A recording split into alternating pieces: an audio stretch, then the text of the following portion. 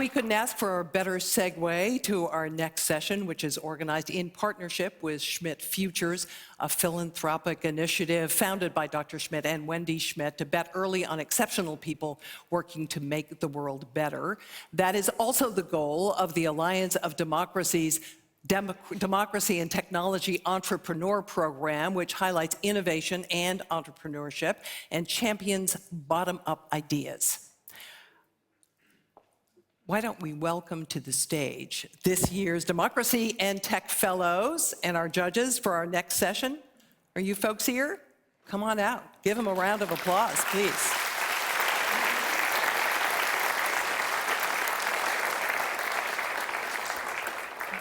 Many of the tech entrepreneurs in the program who you're going to meet momentarily are from Ukraine and Venezuela.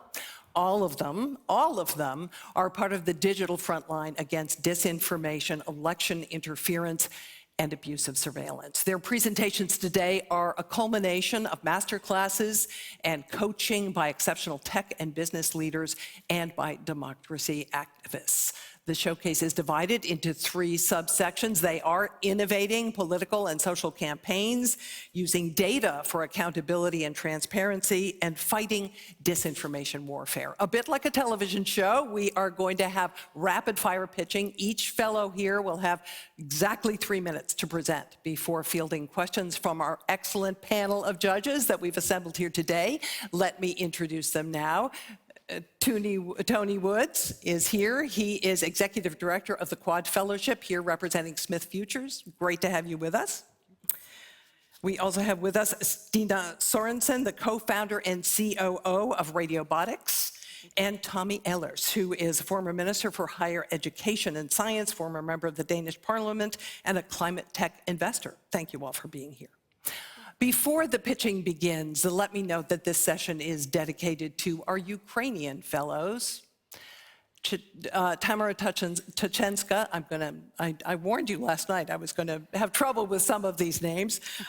Tamara Tachynska, Yevhen Popov, and Volodymyr Tarnay are 3 Ukrainians. Despite Russia's war in Ukraine, this trio persevered. They completed the program and continued to work on their democracy innovations. They displayed the same kind of resilience that we've seen from their countrymen who are fighting on the battlefield. We honor you. We're thrilled to have you with us, some of you in person and some of you virtually. Thanks so much.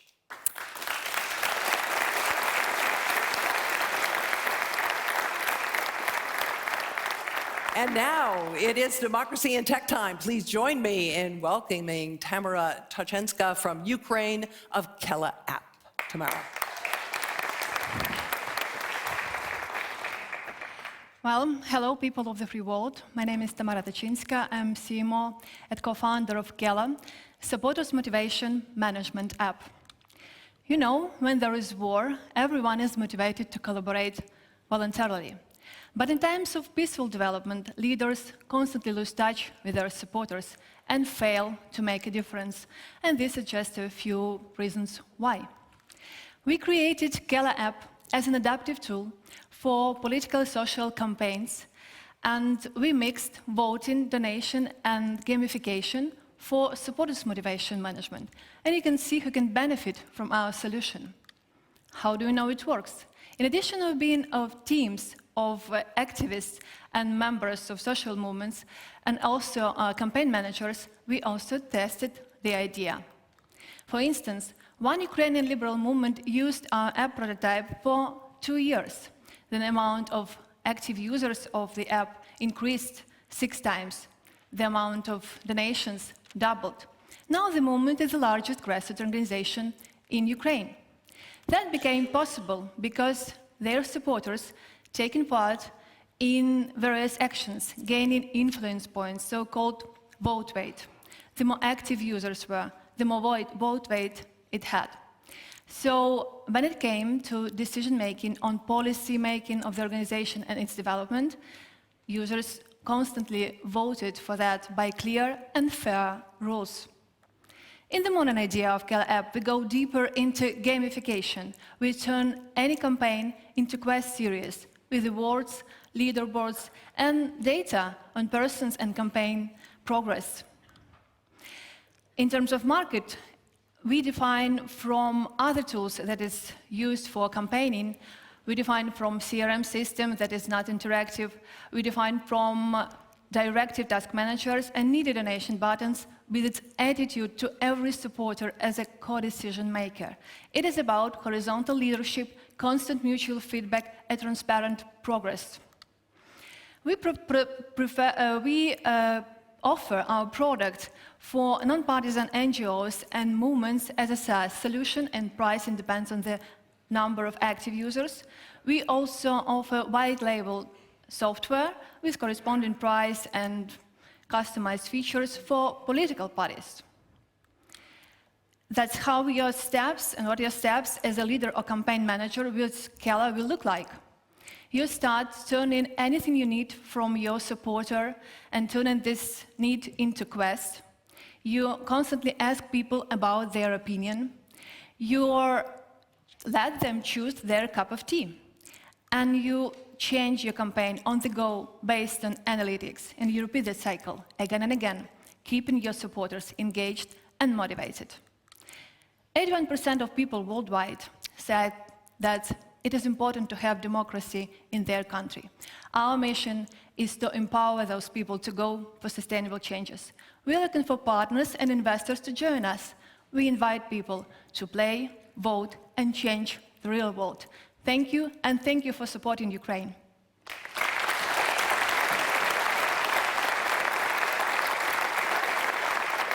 Tamara, thank you. Now we will turn to our panel. Tony, do you have any comments or observations or questions? I absolutely do. So I'll first start with just an acknowledgement to our fellows from Ukraine. As a person who's served in war, I can tell you you couldn't find a bigger advocate for peace. And so I think on behalf of the judges, we hope and pray for the safety of your families and loved ones and a swift conclusion to this terrible conflict. I'm inspired by the work that you're doing specifically, Tamara. I think it's incredible. My question is really around protecting of user data, given the anti-democratic forces that exist in the world that could find this kind of information threatening. So I'm wondering if you could talk a little bit about how you safeguard this really incredible data that could actually be dangerous if used in the wrong hands of your users. Yeah, thank you for the question. Actually, in that case that I presented, we used blockchain technology to protect data, and it worked very well, and it proves that it is safe. Terrific. Stine? Well, thank you, and thank you so much for your great pitch. And I can also maybe just chip into your question, is that what is the trade-off between some is actually making change with this technology, despite that there will always be some that wants to misuse the technology, right? My question to you, Tamara, is that you've been on this program for quite some time, and obviously you have many other things to deal with what is happening for you right now. So what is the biggest lesson that you have learned for the last 6 months? I learned how to be brave, and it is all about bravery. And, you know, in terms of war, it was a huge decision to continue, to keep going, and the whole our country keep going. And also, you have to be brave to sell cold letters, to looking for investors.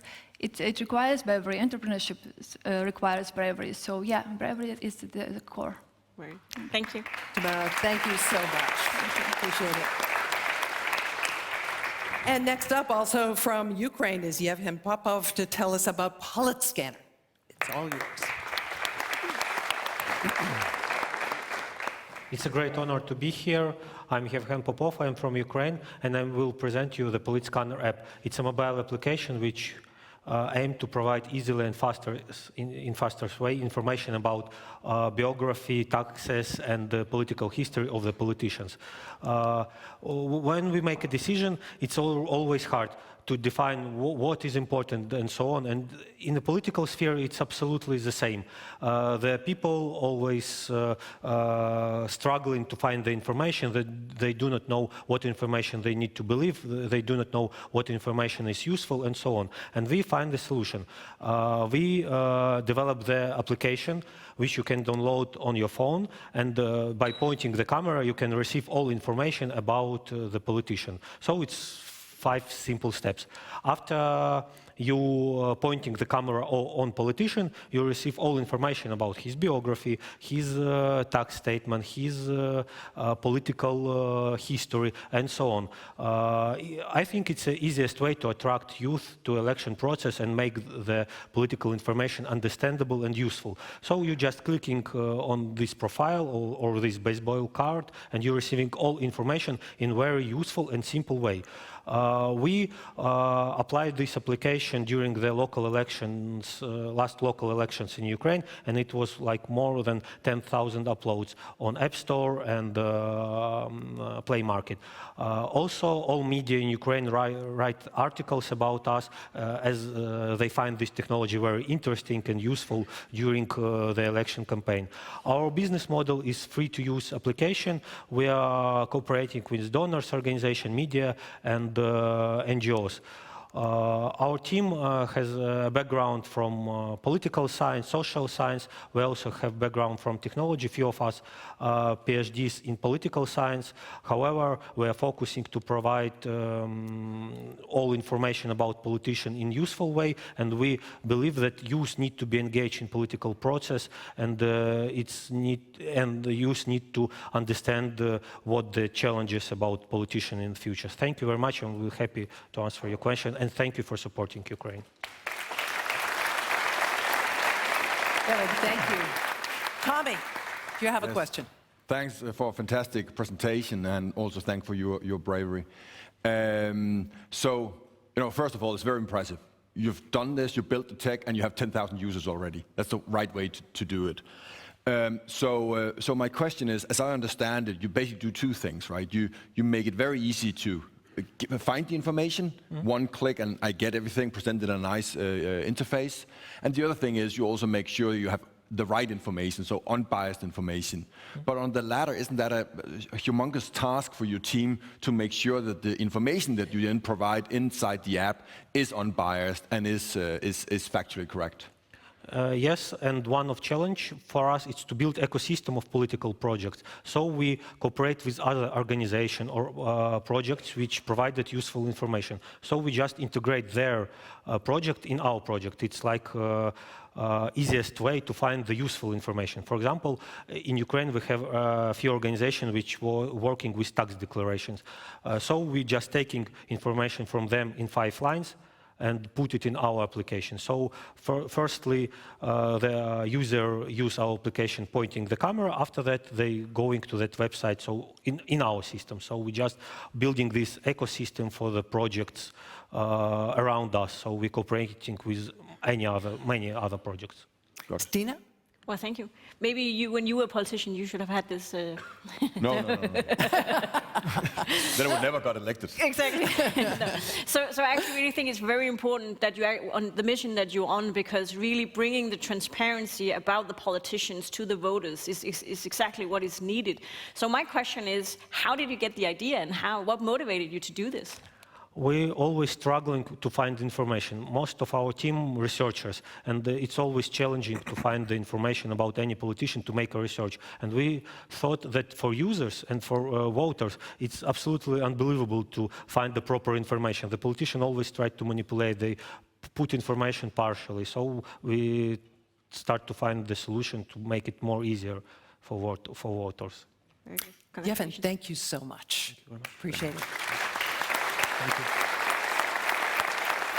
And our final fellow in the political and social campaigns category is Luis Fornez of Venezuela with Candydato. Welcome to the stage. Hello, my name is Luis Fornez, and I represent Candydato from Venezuela, of course. We want to democratize democracy. The question is, how do you do that in a time of fake political narratives that often holds no relation whatsoever to the election process? Well, as you know, political narratives are stories that disclose themselves in different channels at different times of the campaign. Our view is that our campaign, it's a mix of TV, radio, and mobile apps like peer-to-peer messaging or social media and SMS that actually mix each other. And how do they mix each other, and how do they work? Well, they work intertwined. intertwined in such a way that a phone call is launched only when confirmed that this message is active through an SMS. If the resulting campaign is successful, you see a chart like this one. This is an example of our primaries voter center campaign done in 2012. We actually checked 10% of all the voters on that primary only in 8 weeks. How does this kind of campaign start? Well, we have to develop a legitimacy by following the guide rules of the Board of Elections, pretty much. Of course, we have to close agreements sharing this data with all stakeholders, and among those agreements is promoting our SaaS platform in which actually voters can decide ideas and which kind of tool they're going to use for messaging. Our business model, naturally, is a consultant campaign fee. And of course, we charge for all the process of SMS callings and email campaigns. Naturally, a small percentage of the SaaS platforms are also charged. Our clients are mostly candidatos, which are actually the center focus of election. Of course, election boards can be our clients and political parties as well as political consultants. We have worked mainly in Venezuela, but in the following years, starting in 2022, there are 6 major campaigns, and that actually groups about 300 million of voters. This is done thanks to an exceptional team of growth hackers, SEO specialists, and developers, and naturally our business allies and service provider, which has actually worked with us many years. What are we looking for? We're looking for investors. We're looking for developers to join our team, and mostly, and most important, we're working for believers that actually work with us for democracy. Thank you very much. Luis. Join Candydato, and let's work together in the next campaign, okay? Luis, come back. You've got to face some questions, too. You're not going to get away with this. All right. Tony, go ahead. Absolutely. So I'm a big believer that the best products solve a real problem first, rather than a solution looking for a problem, and it sounds like you've got this right. My question is if you can sort of talk a little bit about how this was born out of personal experience. What is the problem that you witnessed or saw in Venezuela that inspired you to sort of think about creating this type of solution? Well, the experience is that each day the gap is closing down. I was mentioning 2012 primary campaign, and it was an exceptional moment for the opposition. We had the opportunity to run TV ads. That's not possible today. So in my experience, the problem is the closing gap of the liberties that any campaign wish to have in order to be effective. So if we actually broaden this gap, if we make sure that TV, radio, and all media outlets are there, we have a shot. Thank you. Tommy, an observation? It's a very, very important tool you've built here. How, if I should, you said you're looking for investors. I invest a bit as well. So if I should assess this as an investor, how far are you with this? Have you had campaigns running on your system already, or donations flowing through already, since you now want to expand? We have to update our platform.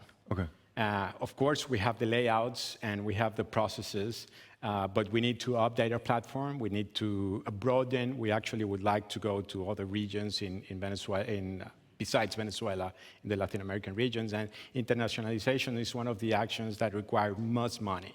So. But has the tool been used already? Yes, okay. We have. It was used from 2006 to 2015. Okay, nice. Thanks. Great. Thank you. Luis, now you can go back. Stine will talk later. Yes. And now we're going to move on to our next category, using data for accountability and transparency. First up is Volodymyr Tarnay, joining us virtually from Ukraine to tell us about Market Research Tool. Volodymyr? Greetings, everyone. My name is Volodymyr. I'm a manager of the Open Contracting Partnership team based in Kiev, Ukraine. I'm a founder of the Market Research Tool. The tool helps to compare prices per item of goods purchased by authorities via the public procurement system of Ukraine and detect inefficiencies. We all observed this problem during the COVID pandemic, when prices for the same goods vary fivefold. This means that there are significant risks of inefficient budget spending, including corruption risks in contracts traded with above the market prices.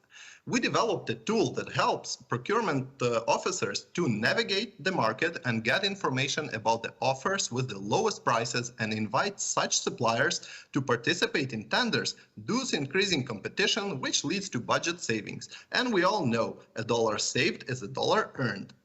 This is what the tool looks like. A simple user interface empowers procurement officers with market analysis, price comparison, supplier statistics, and contract details.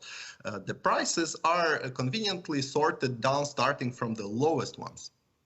We made some calculations and found out that the annual volume of public procurement was around $13 billion last year in Ukraine, and COVID spending exceeded $1.8 billion. So the potential impact of the tool utilization is huge. There are more than 20,000 spending units waiting for this tool.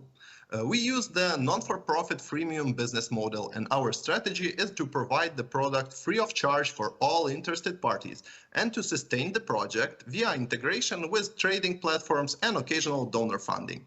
Our current aim is to fundraise 50K to transform market analysis practices of 500 Ukrainian procurement officers and boost their efficiency by at least 7% and scale the tool to the European market. This tool will be very much needed for the reconstruction of Ukraine.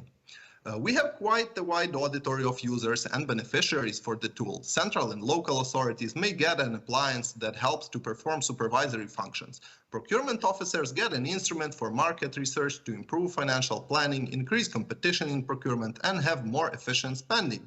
Auditors of the state financial control agencies receive a tool that helps to identify inflated prices and simultaneously contracts with high corruption risks. Journalists get a list of cases to look through and get a ready-to-go hot story. Businesses, especially SMEs, get a mechanism to find new business niches to expand to. Market research tool contributes to post-COVID recovery and creation of more democratic, effective, and transparent institutions and achievement of sustainable development goals. We want to build a world where businesses enjoy the benefits of digital economy, authorities are accountable and efficient, and citizens are empowered to control it. We are looking for partners and investors that share our vision and values and are eager to unlock the transformational potential of public procurement. Thank you for your attention and happy to answer your questions. And we do have questions for you, Volodymyr. Stine, you're first up. Yes. Well, thank you so much for the presentation. I think that the need for transparency in procurement and in public spending is needed everywhere in the world, also in Denmark. I really think that this has a global perspective, so to say. My thought is really around, I mean, if the audience could help you, make you succeed, what would you need from us today? Thank you for your question. Indeed, I think that such a tool should be developed, and it has a potential European countries, Poland, Lithuania, Italy, and it can bring a lot for all interested parties around, and what's needed now is a great deal of promotion. So you can contribute to develop the tool. Thank you. Thank you. Tony. Yeah, my question is around, so obviously an incredible goal for, especially in this use case that you described of Ukraine rebuilding, for example. Savings makes a tremendous amount of sense, but other governments might have other goals like sustainability from a climate perspective.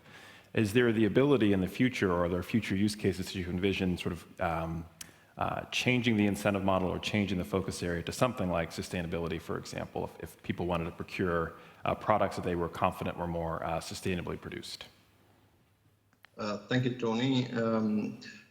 Yes, indeed, it's possible. Public procurement, integration of sustainable spending is very much needed in public procurement, and digitalization of the sphere provides an opportunity to extract the data and compare different contracts in terms of its sustainability. So that looks like one of the options for further development of the tool. Thank you so Can much. I just ask a question as well? Yes. Isn't there a ton of competitors in this market? It seems because this is as you also said, it's an old problem, right? And I've seen a couple of pitches trying to solve the same problem here. So what did your research show there in terms of how many competitors are there? There are quite a couple of competitors, but they are providing, quite sophisticated systems, risk management systems, and others. But the edge of our tool is the simplicity. It provides immediate insights right from the first second when you typed what you're searching for. And it does not require any trainings. It provides it affects right away. So that's our edge.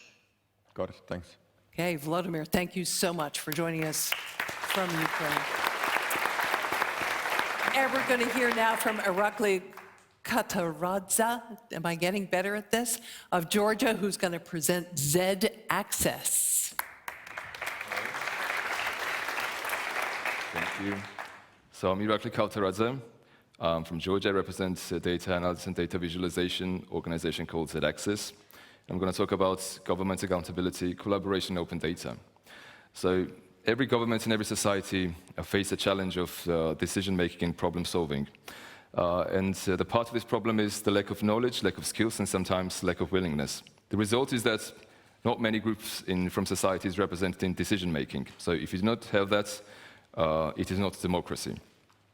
To give you the taste of what's the attitude in Georgia from Georgian governments, especially during COVID pandemic, about accountability and responsibility towards sharing data. This is head of National Center for Disease Control, part-time Nader, who was complaining about wasting time on giving data about COVID to NGOs. So my organization, what we do is we're trying to analyze and visualize data in a way that we're trying to represent all the groups from the society. So we're trying to make this process more democratic.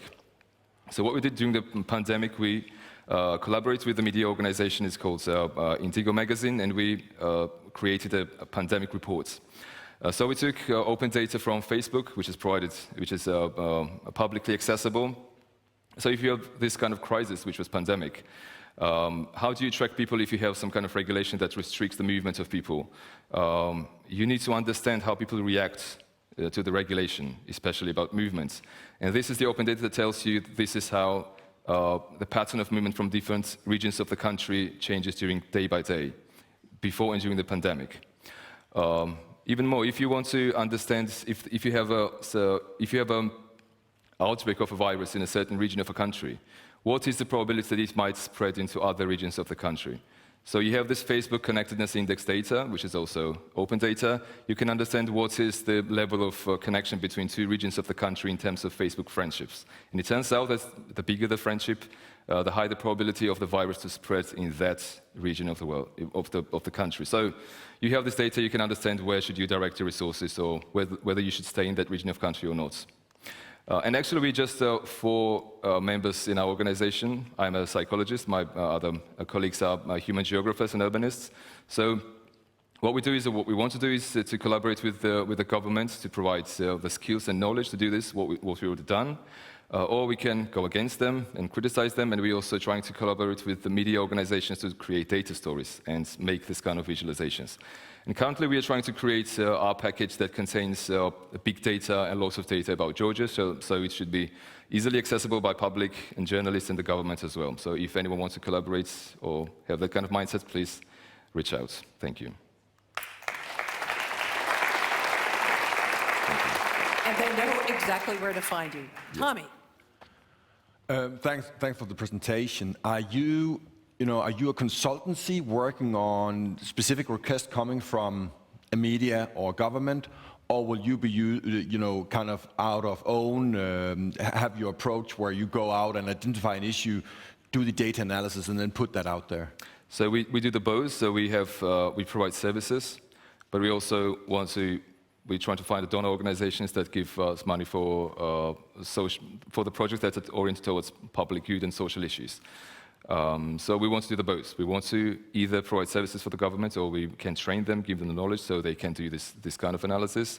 And we also do the services, and sometimes we create data stores.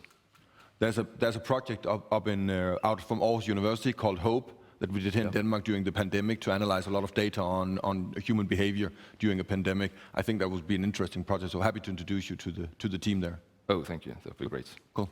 Stine. So I think everybody here can really relate to that sometimes decisions are being made and they have not thought of how that would impact citizens, right? So I really think this is a very interesting, and I also believe it can have a global impact, because that kind of overview and visualization of impact of decisions. So I'm thinking of, because we know it's politicians that make the decisions that has a huge impact, how do we hold the decisions makers accountable? Will that be something that could also be visual, or would you just like to have the journalists do that job? But can your platform also do that? Okay, so visualization is basically communication already. So if you make visualization, you're communicating the data. So what it means that if, for example, you have some kind of regulation from the government, for example, they restrict the public transport or something else, like gathering in public places, you have this kind of data that tells you whether it had a real effect, because this data is granular, so it comes from lots of people, and tells you can correlate with, for example, the number of cases. If you have this kind of regulation, does the behavior of people changes, and does this impact on the number of cases of COVID, for example? And you can get this from open data. It's very easy. Easy. But my question was more like, will there be a notification sent to the government when they know they're doing regulations that is impacting citizens in a bad way, right? So more of the output of what you see is, where does that end up on the desk of the politicians? Yeah, so it's like you can manipulate people by data stories to put pressure on the government. That's one direction. The other direction is that you should try your best to collaborate with them, try to convince them that you can do this. It's easy to do this. You just need maybe 2-3 people, just a few hours of work, and you can make good decisions based on this. You can spend less money on this, less resources, and make good decisions for the public, and you can get the votes in the next election. Very good. Thank you. If I answer your question, I don't know. Yeah, I did. Irakli, thanks so much. Okay, thank you. And now we move on to our third and final category, fighting disinformation warfare. David Aragort of Venezuela is here to present Facting. David. Hello, everyone. My name is David Aragort. I'm from Caracas, Venezuela, and I am the founder of Facting, where we are on a mission to fight propaganda and disinformation in authoritarian contexts. But let's see why and how. Authoritarian regimes are most likely to commit human rights violations to stay in power, but they try to hide it from the world and from their own citizens using censorship and indoctrination. And that's why we are creating Facting, a digital community to support and develop the ecosystem of fact-checking units and civil society organizations working around fake news. Facting will offer 4 main services. First of all, crowdsourced monitoring through the power of many, which is basically a way to receive reports of potential fake news directly from citizens. Secondly, an academy to teach the organizations how to successfully manage themselves and offer professional growth opportunities to their staff. It will also feature an ecosystem gym to build alliance and promote collaborations within the ecosystem and with external organizations. And last but not least, a communications lab to offer expert consultancies and audits. These services will be offered in 3 subscription plans, offering benefits that can fit different budgets and needs. And it is going to have a social approach, which implies that it is not going to be measured in profit, but in impact. And to guarantee access to the organizations that most need it and cannot afford it, we will seek for donors that can sponsor them. Anyone who is working with information disorders like fake news, misinformation, disinformation, and propaganda can actually benefit from Facting. It is all about community, empowerment, and collaboration. Right now, more than half of the world's population is living in countries under the control of authoritarian regimes. We are talking about almost 100 countries and billions of people. I have personally dedicated my youth to the human rights cause, fighting for freedom and democracy not only in Venezuela, but in Latin America and the Caribbean as a region. That has allowed me to understand why projects like these are meaningful And because when there is no one to stand for freedom and democracy, civil society organizations are, and we must protect them and support them. In fact, we believe that if the ecosystem is big and strong, we can strengthen democracy in the minds of the citizens. Join our cause and help us to fight for democracy where it is most needed. Thank you. And David, it is now your turn to face the panel. Tony, you're first up. Absolutely. So misinformation and disinformation is one of the biggest challenges of our time, I'm convinced. My question is, with incredibly large tech companies that are incredibly well-resourced, they're having a hard time staying abreast of this challenge and adapting to solve it. My question is, how have you built a feedback loop into your work to ensure that you are staying ahead of the curve, or at least up with the curve, to deploy the right solutions at the right time? Yeah, the thing here is that we are going to collaborate with the organizations that are already doing this work for many years. So there is a lot of things that the big companies cannot do because they are not seen. But civil society organizations are doing this work and seeing things that companies can't. So it is already being done. They are collaborating with these civil society organizations, and that has been giving some results. Tommy. It's a big and very important problem you're addressing. I'm not quite sure I got what exactly is it that your tool is doing. How does it work? What do I pay for if I were a user of your tool?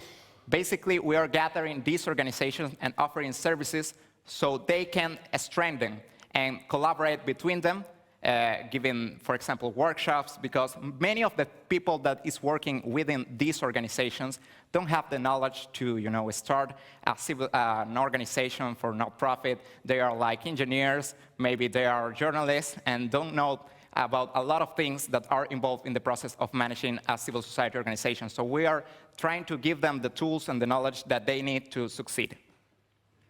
David, thank you so much. Muchas gracias. And up next in the same disinformation category, Giorgi Kakhiani of Georgia with Nowrepost.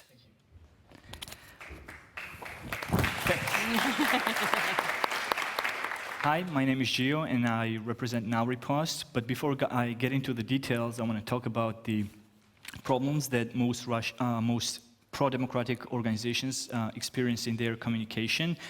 The fact is, we're trying to spread the information and educate public about democracy and democratic values, but we fail to have much influence on the public opinion. And the way public opinion is formed is at the private conversations, at the dinner tables, at the birthday parties, and that's what Russian propaganda machine has figured out. And we saw this firsthand when the war in Ukraine broke out. We saw Russian misinformation cells started to spread all the wrong information or disinformation aligned across all social media channels. Here is the screenshot of a bunch of ordinary Russian kids spreading misinformation. And weird thing is that their communication was word-to-word identical. They didn't even bother to change a single word in their messaging. So we wish that all pro-democratic organizations were so strategic in their communication. And that's why we've created Nowrepost. Nowrepost is a human-centered communication mechanism allowing pro-democratic organizations to provide right content and information to their active supporters so that they can then spread and circulate the information within their social networks, and both online and offline. We've onboarded 3 major pro-democratic organizations operating in Georgia, which is a big deal for us because we're not live yet. Also, we plan to expand from Georgia towards Eastern European countries that used to be part of the Soviet Union and are trying to become the part of European family. Right now, the app runs on a freemium model, but we have very clear vision how to monetize the app by inviting commercial organizations to use the application in the future for their advertising purposes. A little bit about myself. I have a degree in marketing and communication, and I have experience in new product development and management, like years of experience. And I'm looking forward to partner with organizations operating outside of Georgia. So if you happen to know anyone I should talk to, please let me know after the presentations. Thank you. Okay. And now questions from the panel. Stine. So, I mean, there is no doubt that we need to make sure that fake news is not spreading and disinformation and fighting all of those. So my question to you is, how can I trust your technology? Yeah, it's sort of like about verification, so that we do not allow anyone use the application without our verification. It's sort of like, yeah, that's it. Yeah, at the moment. I'll trust you. Okay, trust me. Tony. I think my question is related directly to your answer. The idea of, I think you called them trusted followers, essentially, is a pretty novel one. Most companies want as many users and followers as they possibly can get, and yours is almost the opposite, where there is a screening mechanism. Can you talk about how that might affect your profitability?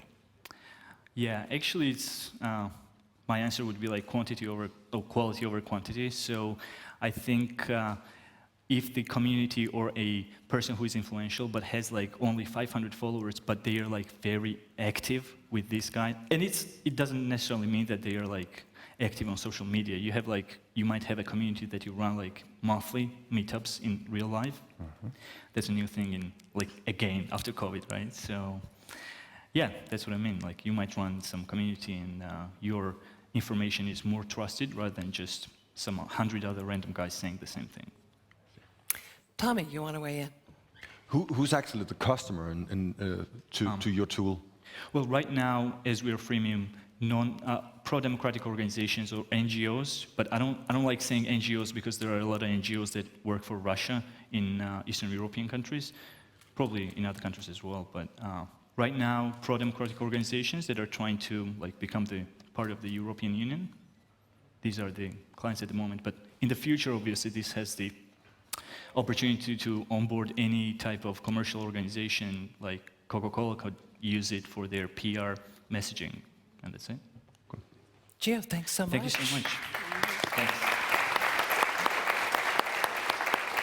And last but not least, let's hear from Ketevan Bosikashvili of Georgia to talk about Supernova. Hello. My name is Katie. And I am CEO of Supernova. I'd love to highlight our role in democracy. In a modern world, one of the risks of democracy, especially for new developed society, is fake news. And exactly fake news often stands some groups of people, political parties, or companies. Our mission is to detect disinformation timely and find out suspicious and hidden relations between them. But problem is that public information is widespread across different web pages. Because of enormous amount of data, it's impossible to conduct information research and investigation timely, especially when there is no real-time updates about changes. So we created web-based automated dashboard with the biggest database hub in Georgia, from trusted and primary sources, such as revenue services, state audit office, procurement service, and you can see here donations, tenders, any kind of public financial information and connections. Also, so we analyze this data and help our customers to find out suspicious parts. And what does it mean? Imagine there's two companies, and it seems they have nothing in common. But if you dig deeper, you realize that those two companies are registered at the same location, or maybe they have the same email address, or some specific person, for example, Russian activist, stands between them. So, also, real-time updates. Properly and timely reaction is a major part of our project. And mention analytics, we get mentions from over 40 different media pages and Facebook pages, analyze it, find out trends, topics, categories, sentiments, what people think about it, or what people are interested in. So, aggregating data in one place helped our customers to decrease their investigation time by 60%. So we offer cloud-based SaaS solution with two different monthly subscription fee and small additional fee for additional object. Of course, there are competitors, They have huge amount of databases, but none of them analyzes data as we do and offers mention analytics. Our customers are IDF, Zinc Network, IFACT. They are investigative groups and journalists. And so this solution might be interested for another organizations who just seeks transparency. Finally, our team is our strength. They are the winners of Hackathon, which was supported by USAID and Zinc Network. And exactly from there started our project. Thank you.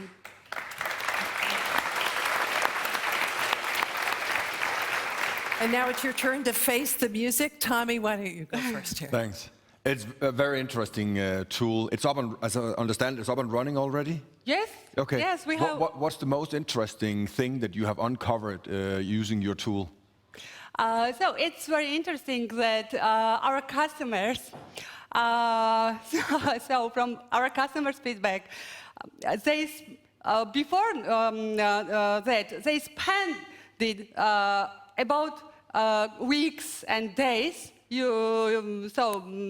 analyzing data and collecting data, but by using our solution, they just spend hours and sometimes minutes. So it really decreased their investigation time, and it's cute.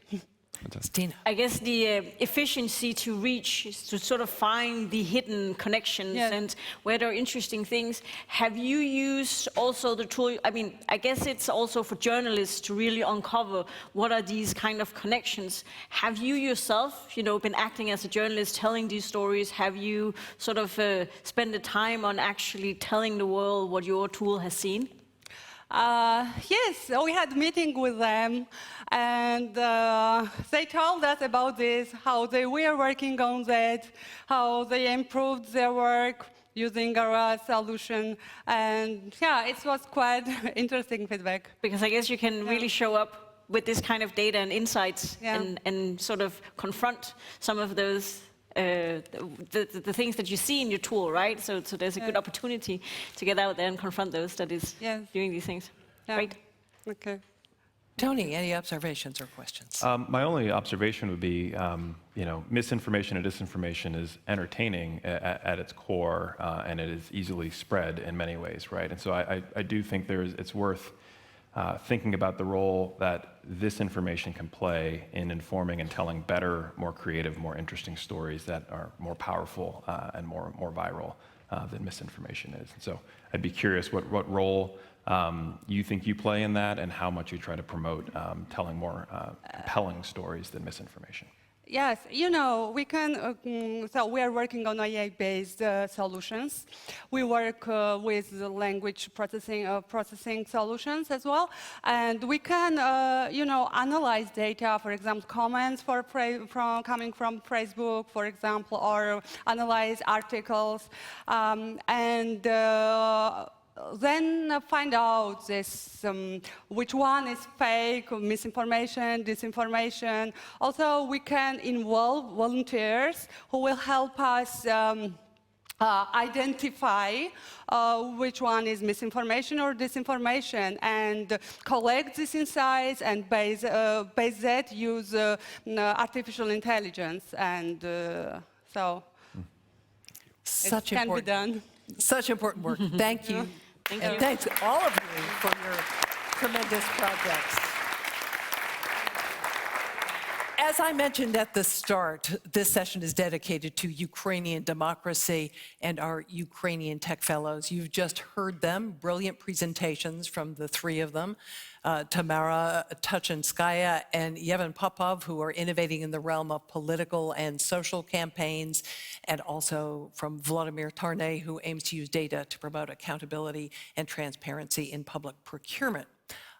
Tamara, Yevhen, and Volodymyr, on behalf of the Alliance of Democracies Foundation and Schmidt Futures, I'm excited to announce that in order to scale up your innovations and to continue the fight for democracy, as well as an independent and free Ukraine, you will each receive a prize of $10,000 US.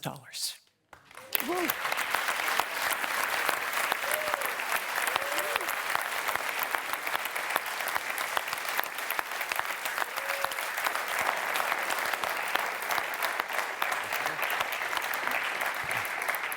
And congratulations to all of the Democracy and Tech Fellows. You guys all deserve a big round of applause. Thank you for your work, for facing the questions. That's the toughest part.